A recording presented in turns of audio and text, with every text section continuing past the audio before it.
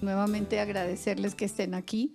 Este panel quiere compartir un poco, por un lado, un proceso del CLAD que ha sido significativo dentro de esta nueva administración de la nueva Secretaría General presidida por Conrado Ramos. Un poco compartir este proceso que ha sido compartido con muchas de ustedes, de las personas que están aquí, acompañado de un debate corto sobre un poco el rol de las, digamos, de las revistas como estrategias de gestión del conocimiento digamos, en el mundo contemporáneo.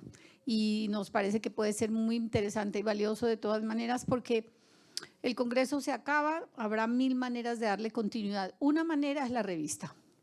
Una manera es la revista, que estos debates, que estas preguntas que han surgido en este Congreso, que estas, digamos, preocupaciones encuentren un espacio en la revista para, digamos, para continuar el diálogo. Y eso es lo que queremos. Yo le voy a dar la palabra ahora al secretario general del CLAD, no solo porque es mi jefe, sino porque es quien ha liderado este proceso. Bueno, yo simplemente, y de manera lo más sintética posible, decir que es un orgullo tener a María Victoria liderando el proceso de recuperación de la revista. Le tuvimos que hacer respiración boca a boca a la revista, y Nadia, que está acá como asistente editorial, también ha hecho un trabajo magnífico, que es parte del staff permanente del CLAD, pero además María Victoria también acompañada por un equipo también que ella ha traído. Y bueno, nos pareció, en un momento hasta se evaluó en el comité científico, que está quien lo preside, acá Sonia, si valía la pena o no continuar. Y había una tendencia, decía, no vale la pena, en verdad hay que remar demasiado, pero también empezaron a aparecer las voces que decían, ojo, es la única revista iberoamericana especializada en la materia. Quizás valga el esfuerzo de tratar de recuperarla.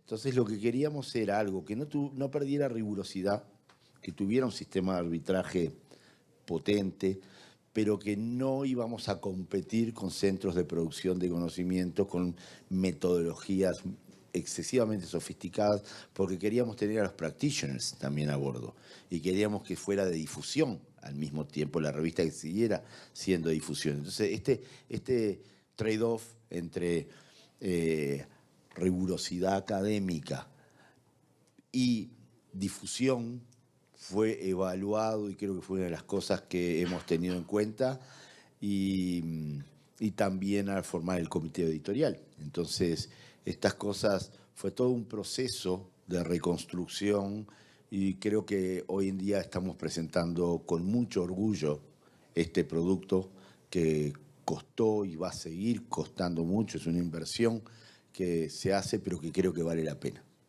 Entonces estamos en un proceso de reconstrucción que veremos hasta dónde nos da la musculatura. Yo estoy cada día más gordo, así que no puedo hablar de musculatura. Pero veremos hasta dónde nos da. Entonces creo que para mí, y quería decir estas palabras porque realmente esto fue ponerse al hombro la revista, y espero que nos acompañen, nos sigan acompañando desde los evaluadores, desde el comité editorial, desde los practitioners y académicos que tenemos en la red, sigan enviando artículos de calidad. La revista va a estar en 3 idiomas, además, inglés, portugués y español. Creo que había como una negativa a acceder, o que se acceda al mundo anglosajón, no tiene nada que ver. O sea, podemos ser muy iberoamericanos y estar en diálogos con otras regiones del mundo. No. El ombliguismo es lo peor que nos puede pasar para la integración. Entonces creo que esto de abrirnos y ver hasta dónde nos dan nuestras fuerzas y posibilidades es el equilibrio que estamos tratando de hacer. Así que muchísimas gracias que estén acá, porque, como decía María Victoria, que haya otros paneles, por suerte, interesantes al mismo tiempo, y que tengamos una audiencia calificada y numerosa, es un orgullo. Como les decía, es una reflexión sobre las revistas como artefactos y estrategias de difusión del conocimiento. me parece importante como ponerlo en este contexto un poco del siglo XXI, digamos, de la era de la posverdad, de las fake news, digamos, del rol y tan importante de tener espacios de conocimiento real frente a tantos espacios que se han abierto de no conocimiento y sí de información. Creo que es una diferencia muy importante. Por otro lado, digamos, cómo hay un cambio de formatos, cambios de lenguajes y velocidades en las formas de conocer que invitan también a que las revistas y, digamos, y todos los artefactos de gestión del conocimiento hagan un update y se conviertan, digamos, un poco a estas nuevas formas, y es lo que hemos intentado. También lo que decía Conrado, pero creo que todas y todos ustedes saben y probablemente por eso están aquí, y es que la revista sí ha sido un referente en temas de administración pública y democracia en América Latina y el Caribe. Recuerdo a Juan Ignacio Criado diciendo, pero si yo crecí con esa revista, yo la leía, y encuentra uno mucha gente que dice, para mí esa revista ha sido muy importante, gente de los ministerios, o sea, personas que se enfrentan a la cotidianidad del ejercicio de la gestión pública, que tiene todos los retos que llevamos 2 días oyendo y los que vamos a seguir escuchando. El grado de complejidad de lo público, digamos, la belleza, lo interesante y lo aterrador de lo público, que encuentre un espacio de reflexión que se puede leer aún hoy en día cuando ya también estamos volviéndonos analfabetas funcionales, digamos, tiene todo un encanto que pueda uno volver al conocimiento en una revista.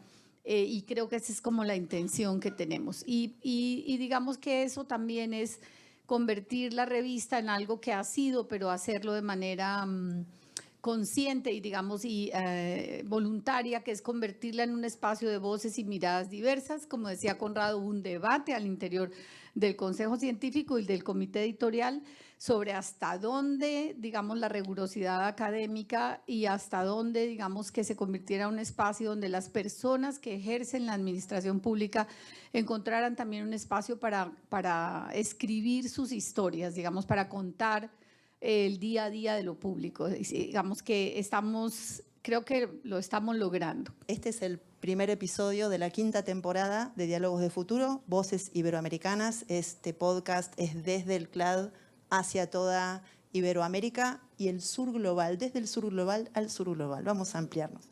Entonces, vamos a comenzar preguntándole a Daniel, ¿cómo pueden contribuir las revistas a la formación de una comunidad más integrada y reflexiva en América Latina? Bueno, primero en Iberoamérica tenemos que identificar cuál es, digamos, nuestro espacio. Y me parece que hay que pensar justamente la integración en ese espacio, en el espacio iberoamericano. Digamos, Portugal y España tienen la tentación de interactuar casi exclusivamente con el espacio europeo, digamos, y para nosotros es muy importante pensar en el espacio iberoamericano.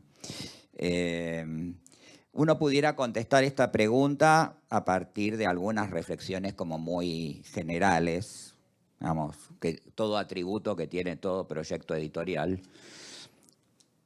muchas, insisto, verdades de perogrullo. El fomento del intercambio de ideas, digamos, me parece que es una cosa fundamental, desde distintas perspectivas, desde los contextos nacionales y regionales.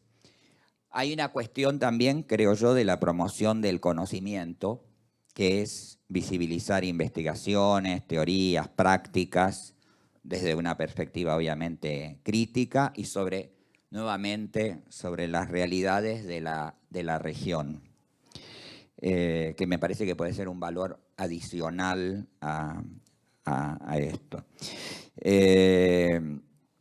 La creación de redes colaborativas, digamos, esto obviamente, la facilitación de la conexión entre los académicos, y esto con un sesgo también, muchas veces tenemos que pensar también no solamente en la investigación, sino en la docencia de nuestro campo disciplinar, y obviamente los practitioners.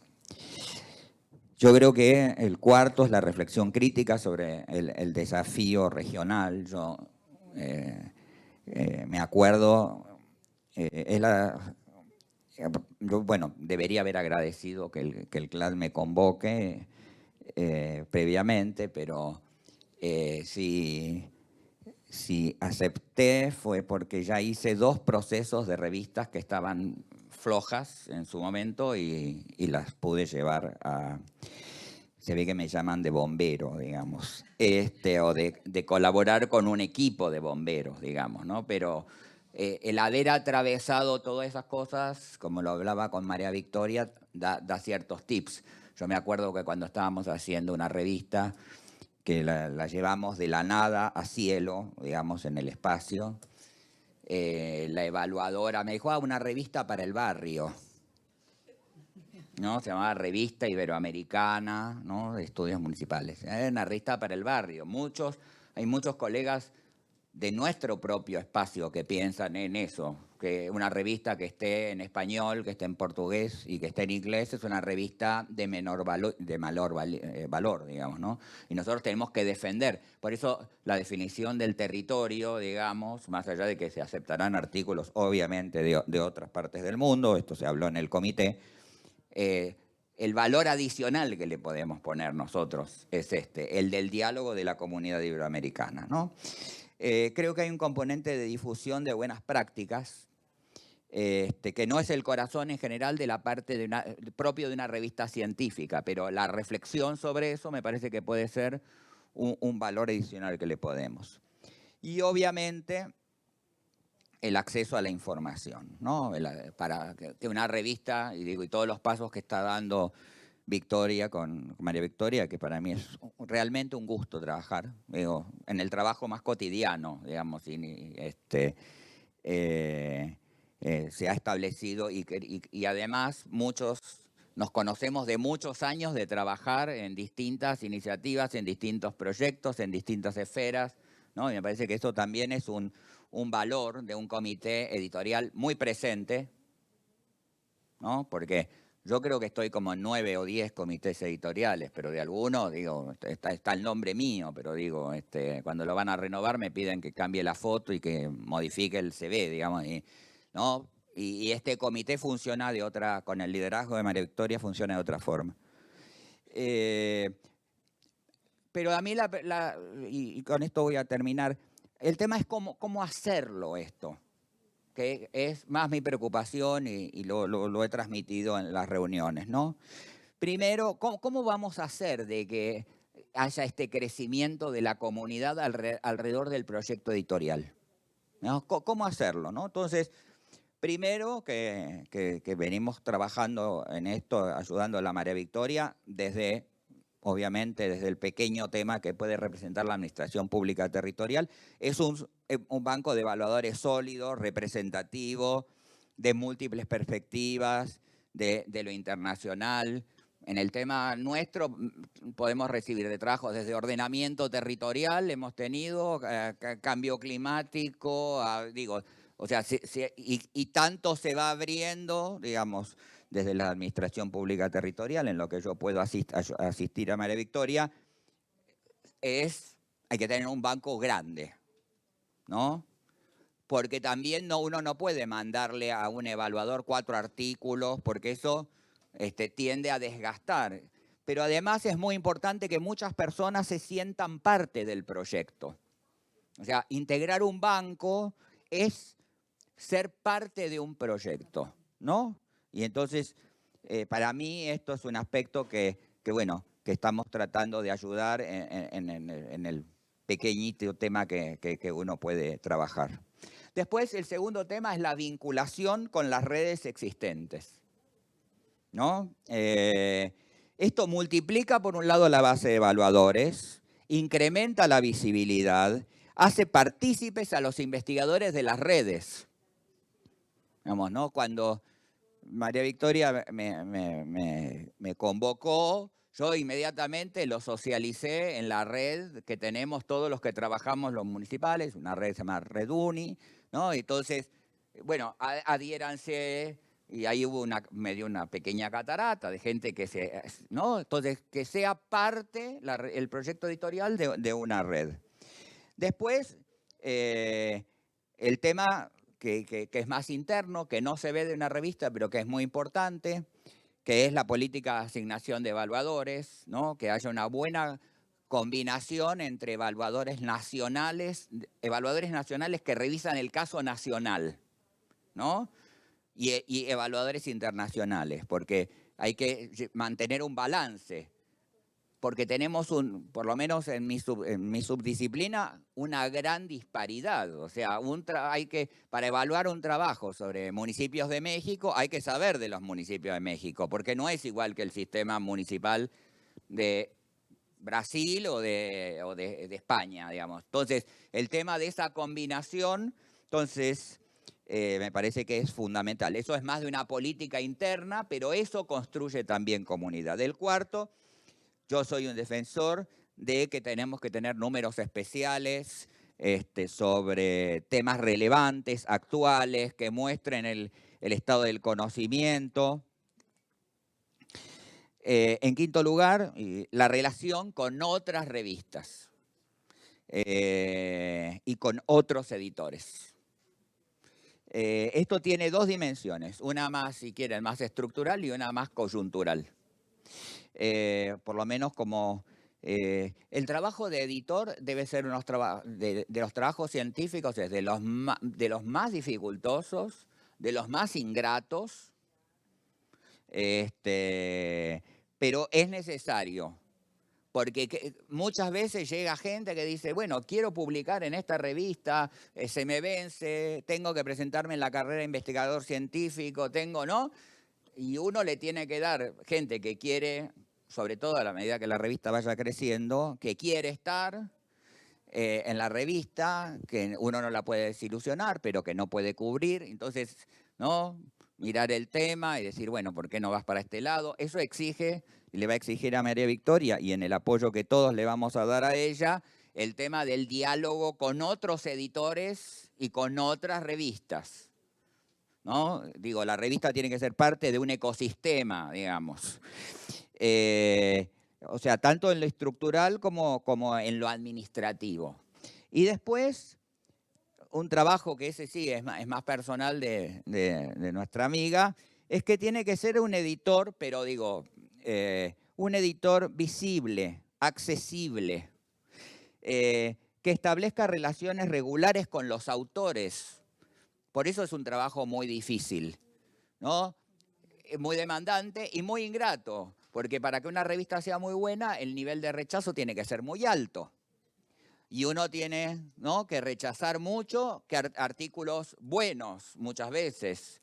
Pero bueno, la revista tiene que tener este índice de rechazo, ¿no? Y yo hacía una broma ayer, con esto cierro, que a mí en mi campo disciplinar, cuando yo era editor de la revista, me manda un artículo Dios. No voy a decir nombre, Dios me manda el artículo. Un par evaluador, rechazo. Otro par evaluador, rechazo. Y esto pasa en las revistas. Porque uno no escribe siempre perfecto, ¿no? Ni Dios, ¿no? Y es un trabajo, entonces eso implica una tarea muy artesanal del editor de manejar situaciones complejas. Todo eso hace que la gente igualmente se encariñe con la revista. Y encariñarse con la revista, que es un poco lo que Victoria señaló, digamos, de que muchos hemos crecido o estábamos cursando el grado cuando leíamos Reforma y Democracia y la revista estaba allá arriba, es pensar en ese trabajo de que sea un proyecto colectivo generalizado de la comunidad científica. Y me parece que estas son las formas de tratar de lograrlo. Ahora sí, entonces, para ti, Claudia, ¿cuál es el papel de las revistas especializadas en administración pública en la construcción de puentes entre la academia y los gestores públicos? Yo quería de pensar que las revistas pueden ser como formas de hacer redes de pesquisadores y de colaboración con las entidades que están presentes no campo de administración pública en la América Latina. Yo gosto mucho de un cantor brasileño que se chama Belchior, que tem uma música que habla que é um rapaz latino-americano.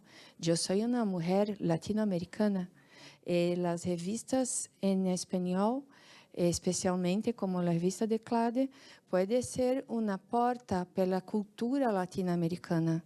Esta é uma coisa que olvidamos de fazer na América Latina e é uma coisa muito importante.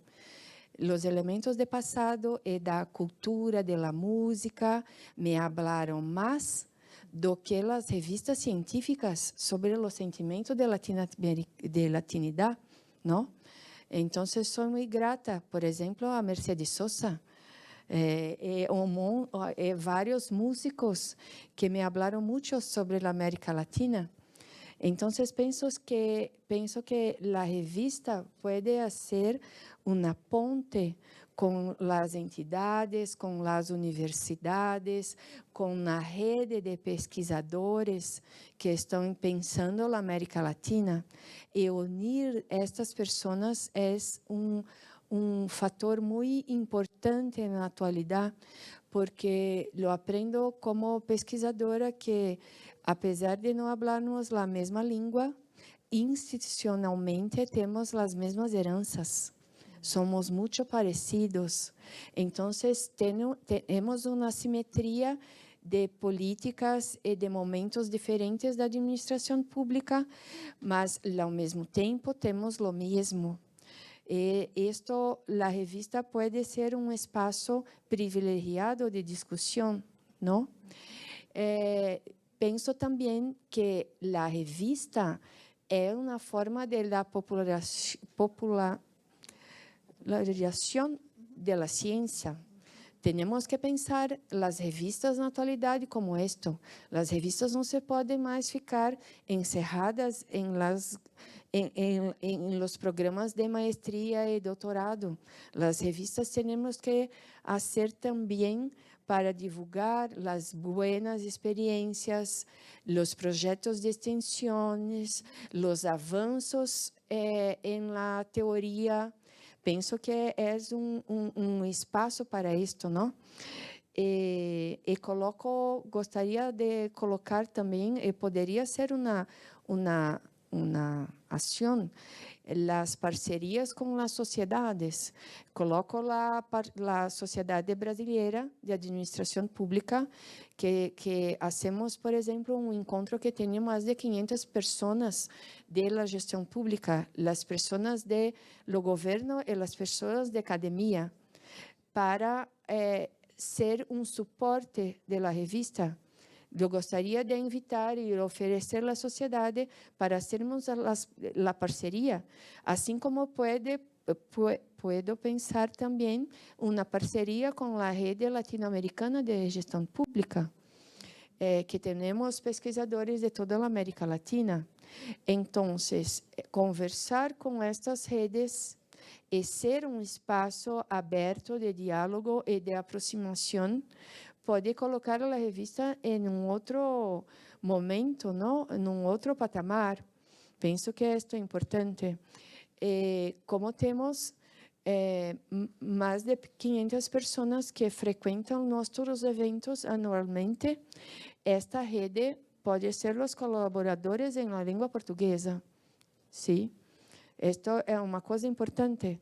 E isto poderia também, uma outra coisa que gostaria de chamar a atenção é que os eventos das sociedades são um espaço de fast track. E pensar as revistas como também parceiras de fast track por os melhores trabalhos nestes congressos e nestes eventos é uma maneira moderna de incluir as revistas com os produtores de científico, não? Da produção científica. Então, eu gostaria também de invitar a revista para estar presente em nosso evento como uma possibilidade de fast track. E temos outros eventos de língua portuguesa que também puedo oferecer. Temos também a Semana de Administração da Universidade de São Paulo, que é um evento também atualmente enorme. e tiene muitas parcerias com muitas revistas. Isto acho que precisamos começar a hacer, que é uma coisa mais prática, não? Este ano estuve no congresso de AON, que é Academy of Management. E na Academy of Management eu percebi uma coisa muito diferente, que para mim é um pouco novidade. Os editores estavam à disposição para receber e conversar com os produtores de artigos. Los participantes, a maior parte dos participantes que estavam neste congresso estavam lá para vender seus artigos a estes editores importantes de las revistas. Então, são novas práticas da ciência que temos que prestar atenção e que precisamos pensar no futuro. Então, como hacemos? Como poderemos estar presentes em eventos que são significativos de impacto para os cientistas do campo de administração pública, não? E, por último, eu queria falar que também, quando se pensa em gestão pública, mais recentemente se ampliou muito o raio do que se chama de gestão pública, porque no Brasil, por exemplo, eu faço parte deste movimento que se chama o movimento do campo de pública, que inclui já gestão social, por exemplo, que no passado não tínhamos, ou que tínhamos com outros nomes, não? ¿Sí? Entonces, junto con otras organizaciones de campo de pública, de graduación, de posgraduación, de este campo de pública que están muy grande, lo pasamos no Brasil de 5 cursos de graduación para 500 cursos de gestão pública e formamos 15.000 personas por ano. Entonces, tenemos que pensar nuevas estrategias de popularización de esta producción científica y también de internalizar los nuevos miembros de las nuevas áreas, ¿sí? Para también hacer la revista como un espacio de innovación, ¿no? Vamos a preguntarle al profesor Ignacio Criado, ¿cuál es el papel de la inteligencia artificial en la investigación científica, por un lado, pero también en la práctica de gestión, en la administración pública y en la gestión del conocimiento? Entrando en la pregunta, yo diría que hay 4 aspectos que van a ir saliendo de mis respuestas o de mi idea con cuestiones como, digamos, la ciencia abierta, porque se ha hablado de ciencia abierta, ¿no? Y hay un movimiento global en torno a esta cuestión. Nosotros somos una revista abierta. Segundo, los idiomas de la región, el español y el portugués, hay otros idiomas en la región, son patrimonio en un contexto global en donde hay obviamente un idioma hegemónico, y eso es un aspecto importante y está conectado con lo que voy a decir ahora. La idea del sistema de arbitraje riguroso, ahí tenemos una tensión clara, ¿no? Entre digamos, la lógica científica y la lógica, digamos, de práctica profesional, ¿no? que está ahí y en ese sentido, desde el punto de vista científico, es la replicabilidad de los datos y de las metodologías que se utilizan es importante, y ahora mencionaré esto que tiene que ver con la inteligencia artificial. Y finalmente, esa idea de que la gestión pública es una disciplina eminentemente práctica, ¿no? Y que se acaba de mencionar, tiene que haber una conexión, ¿no? Quienes hacemos ciencia en el ámbito de la gestión y las políticas públicas tenemos que tener una conexión muy directa con las personas que trabajan dentro del sector público, y es inevitable, ¿no? Y quien no lo ve así, pues creo que no está entendiendo el núcleo de nuestra actividad. Y empezaré con la dimensión de inteligencia artificial en el ámbito de la gestión pública, más desde el punto de vista de práctica profesional. En ese sentido tengo que decir que, por si no lo saben, que en este congreso se ha presentado la Carta Iberoamericana de Inteligencia Artificial en la Administración Pública.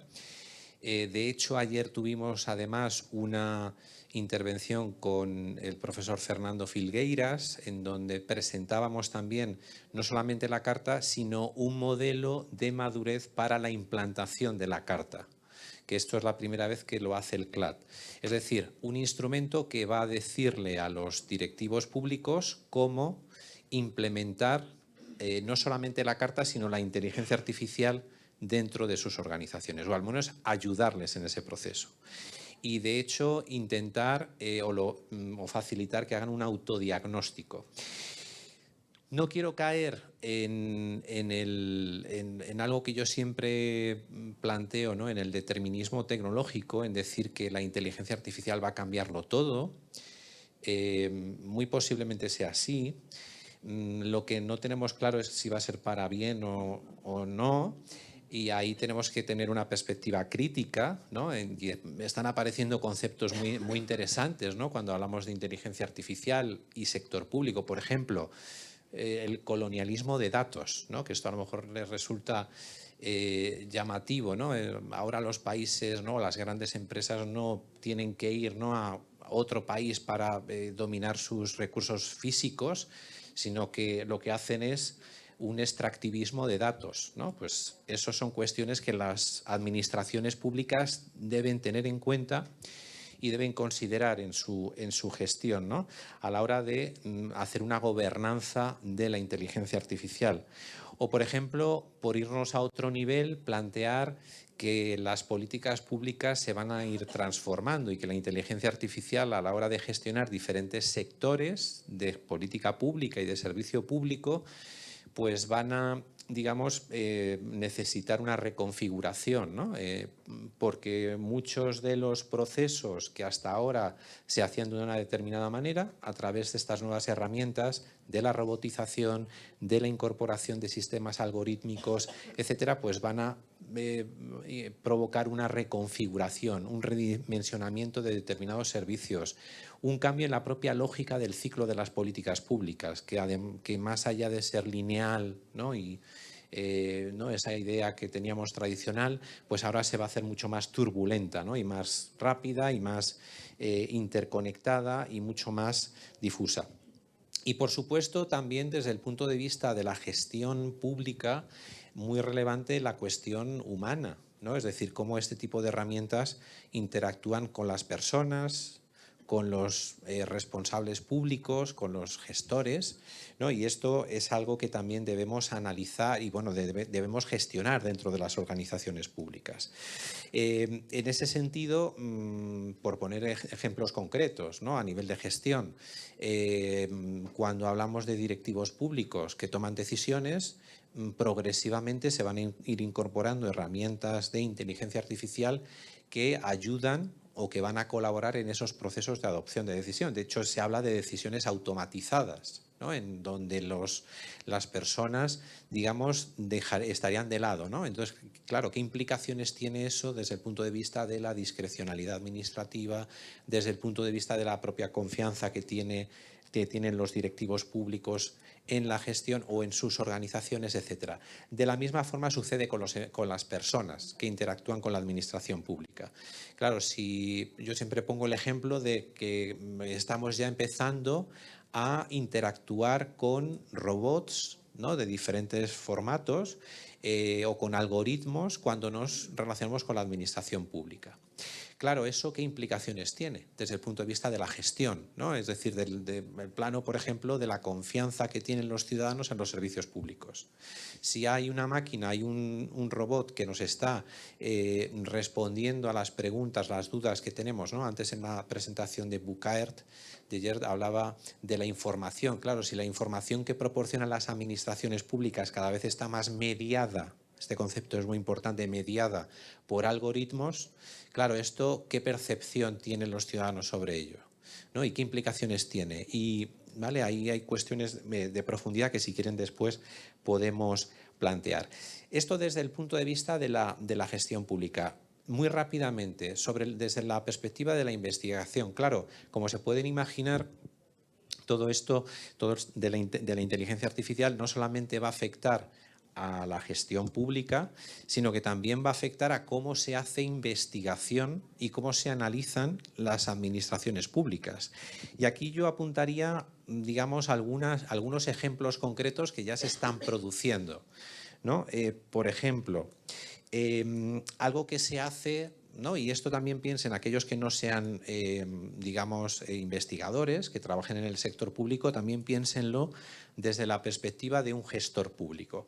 Por ejemplo, algo que ya se está empezando a hacer, que ya lo hemos hecho en mi equipo, ¿no? Por ejemplo, hacer búsquedas bibliográficas apoyados por un sistema basado en inteligencia artificial. Un elemento que está muy en boga ahora, ¿no? Todos ustedes han oído hablar de la inteligencia artificial generativa.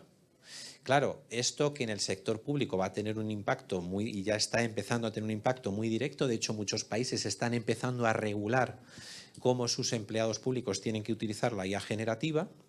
Claro, desde el punto de vista de la investigación tiene mucha importancia. Por ejemplo, traducciones automatizadas. Por ejemplo, algo que ya utilizamos, la detección del plagio. Ya se hace utilizando herramientas algorítmicas. Por ejemplo, la realización de transcripciones de entrevistas, ¿no? Trabajar con grandes volúmenes de entrevistas generaba una necesidad de trabajo enorme que ahora se está automatizando. Hay ya softwares que permiten directamente hacer la transcripción de entrevistas con un ahorro de tiempos enorme. Yo, claro, en este sentido también me planteo cosas así ya más, como se dice en el mundo de la IA, alucinaciones, ¿no? Claro, a lo mejor uno de los problemas que tiene la revista, que tienen todas las revistas, esta idea de hacer evaluaciones, por ejemplo, utilizando inteligencia artificial, que es una alucinación, bueno, quién sabe, ¿no? Pero a día de hoy se antoja un poco, digamos, no posible, pero quién sabe en el futuro lo que pueda suceder. Y finalmente, desde el punto de vista de la investigación, otra de las tendencias que a mí me parece realmente llamativa es la utilización de las bases de datos sintéticas, ¿no? Es decir, uno de los problemas que tenemos en ciencias sociales es conseguir grandes volúmenes de datos para hacer nuestros análisis. Ya están apareciendo sistemas que reproducen, es decir, que hacen una reproducción sintética de datos reales y a través de esas bases de datos sintéticas entrenan herramientas de inteligencia artificial. Con lo cual, aquí se nos abre todo un espacio. A mí uno de los temas favoritos, pero no me extiendo más, es el de las neurotecnologías. Claro, es que esto, fíjense, todo lo que ya nos viene desde el punto de vista de la sensorización, de la posibilidad de incluso pues, analizar nuestros pensamientos, ¿no? Antes hablamos de qué opinan los ciudadanos sobre las políticas públicas, pues es que ya lo podemos tener ahí implantado en un chip, ¿no? Que cuando vayamos a un servicio público, pues ya directamente podamos emitir nuestra opinión, ¿no? Podamos, digamos, una inteligencia artificial sea capaz de captar nuestras emociones, ¿no?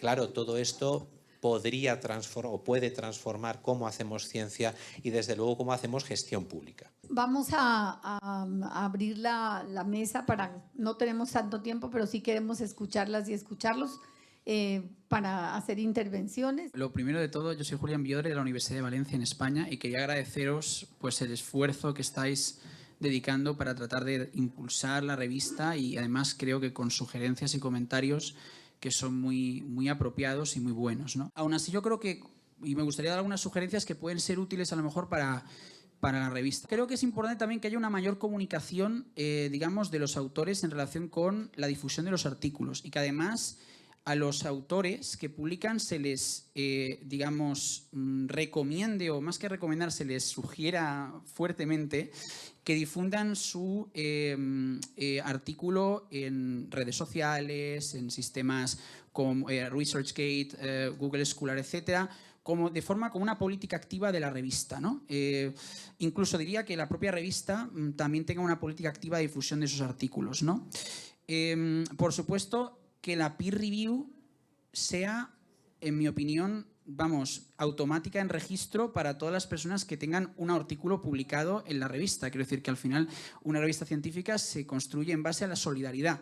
Por lo tanto, los autores que hayan publicado en esa revista tienen que formar parte forzosamente de la lista de revisores. Creo que también es importante incentivar la autocita. ojo, moderada, ¿no? Pero la autocita es interesante. Autocita de la revista, me refiero, ¿no? De que los artículos que estén publicados citen otros artículos de la misma revista, ¿no? Porque al final generas una conciencia de lo que hay publicado y se genera una conversación con otros artículos de esa revista. Y eso es positivo en términos de calidad, pero luego además esa gente que se ha quedado con ese artículo que tuvo que ver para esa revista probablemente lo cite en publicaciones posteriores, en otras revistas, lo cual seguramente a largo plazo también beneficie el número de citas, ¿no? Los números especiales, que lo han comentado hoy en la mesa, pero con una salvedad, cuidado, ¿no? Que no abusemos de los números especiales, que no nos emocionemos, porque es uno de los indicadores de lo que comentaba Ignacio, de las revistas predadoras. Sustainability, lo siento mucho, lo voy a decir así, tiene una cantidad de números especiales brutales que llega incluso a ser sospechosa, ¿no? Como una forma de inflar las citas, ¿no? Por lo tanto, cuidado. Y luego la estrategia de IA. Yo creo que los criterios de evaluación tanto de JCR como de SJR va a ser muy importante que en el Submission Guideline, ¿no? En los criterios para los autores, haya un apartado en el cual se incorpore cuál es la sugerencia de la revista para incorporar inteligencia artificial. Y yo creo que ahí también habrá un área de mejora, ¿no? Y bueno, yo me quedo con esto. Tengo muchas más, pero lo dejo aquí. Boa tarde, me chamo Ailton, sou aqui de Brasília. Na realidade, é só uma percepção minha da revista do CLAD. Eu recentemente submeti trabalho de pós-doc na Policy. Posso falar o nome? Não tem problema, né? Não. Oxford Journal Policy Research. Demoraram cerca de 2 meses para me recomendar uma nova revista do grupo, ok? RAP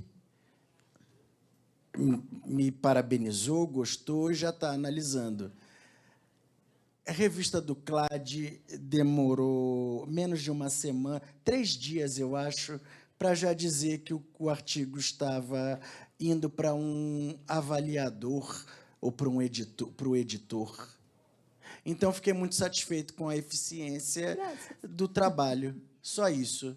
Bueno, quiero pues nuevamente agradecer, de verdad, ha sido, como les digo, esto que mostramos hoy empezó en marzo de este año.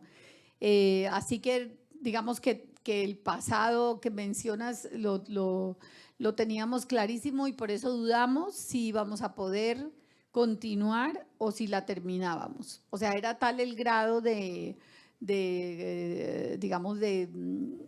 estaba tan muerta que no sabíamos si íbamos a ser capaces de resucitarla o si valía la pena.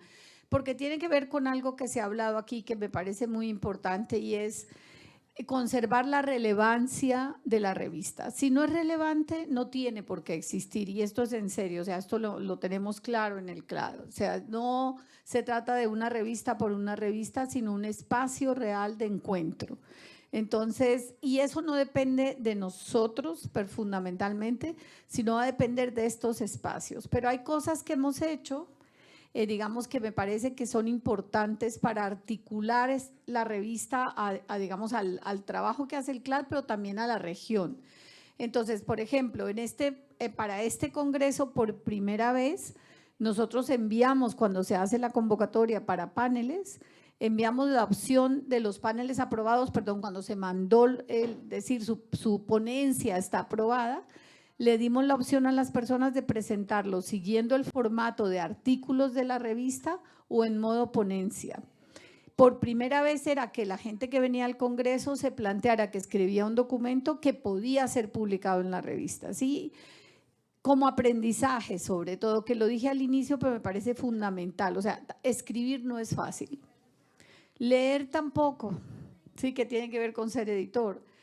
Pero escribir es un ejercicio iterativo, digamos, y en el mundo de lo público y en América Latina, donde nadie tiene tiempo, donde lo público vive de emergencia en emergencia, donde los gestores públicos no tienen tiempo, que se haga un ejercicio de escritura es una innovación, porque escribir significa reflexionar y cuando un par evaluador te hace sugerencias, te está haciendo un regalo enorme.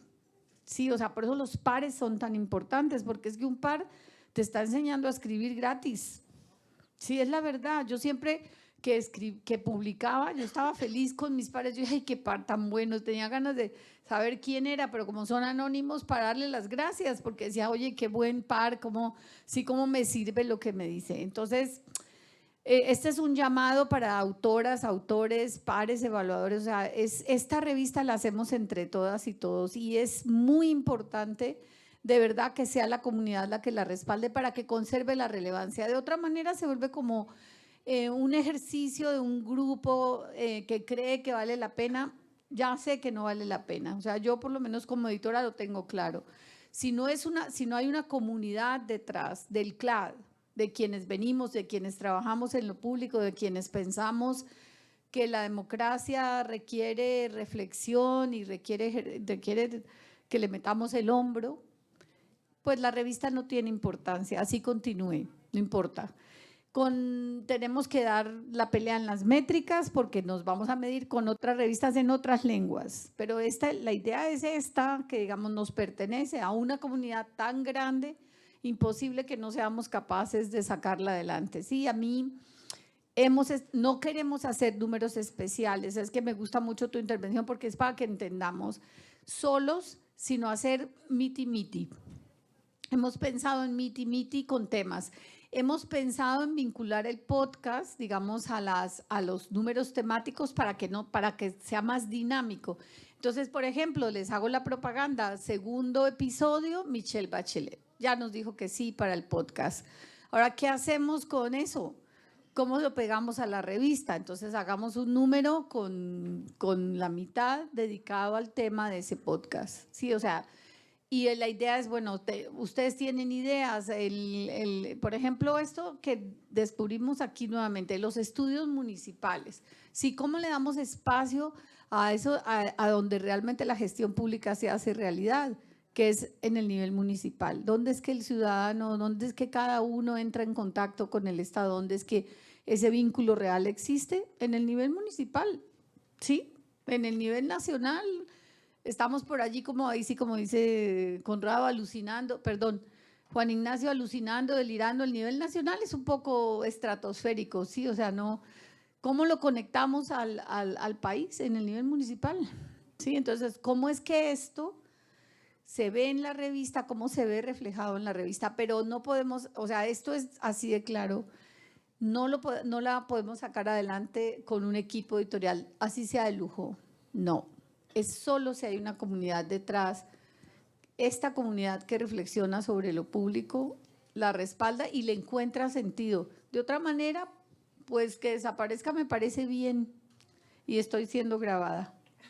Sí, pero es cierto, o sea, no, digamos, el CLAD es un equipo muy pequeño en realidad, o sea, parece grande, pero no lo es un equipo pequeño, el CLAD es un equipo pequeño donde tratamos, digamos, de abarcar muchos frentes y siempre con el riesgo de que el que mucho abarca poco aprieta, ¿no? Entonces, ¿cómo hacemos para apretar? Pues con manos, brazos, cabezas, cerebros de otras personas que están en la comunidad. Sí, muchísimas gracias nuevamente por venir. Gracias a todos.